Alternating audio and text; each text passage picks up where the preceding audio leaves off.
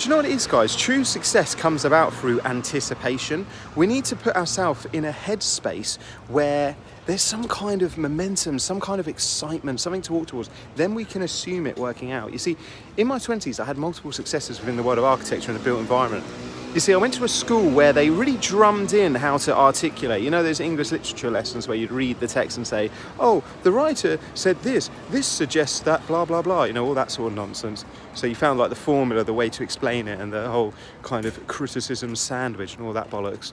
But the truth is, I learned how to turn that on and off, but I didn't use it in an inauthentic way that went against other people's free will, but rather I used it to present myself. So I got lots of jobs here and there, but I realised that wasn't true success. That was just a party trick. That was me, you know, thinking I was progressing in my career. When I really looked at success, I realised success is about balance, it's about abundance, it's about well-being. And the way in which we do that is we put ourselves in the right rooms. But also, last thing I want to share with you, it's about focus. You see, I learned as I went into my 30s that real success came about when you were able to home in on one task and sit in it long enough for it to materialise. I think this is the biggest issue I think people have when it comes to success. It's that, and also them being afraid of their own success because then it's their own responsibility.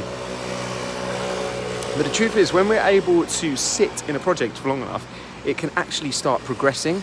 You see, resistance is what slows things down, and it's these certain roadblocks and these challenges that people have to overcome because they don't sit in it long enough to gain enough intel, enough insight to widen their perspective, work with entrepreneurs, ask the right questions, see a different perspective, a different modus operandi. We need to sit in it long enough and get things moving. If it feels like it's standing still, that's great, because it means you've started. You've started, but you're standing still. It's fine. Let's reach out to somebody else that knows about it. Get on a Zoom meeting. Attend a Zoom meeting that's got nothing to do with your business. Even that can change. I attended lots of Zoom meetings with Daniel Priestley. I'm not in the world of business and scaling. I'm an artist. I write songs. I'm an actor. Isn't it funny when we say I am? It really defines who we are.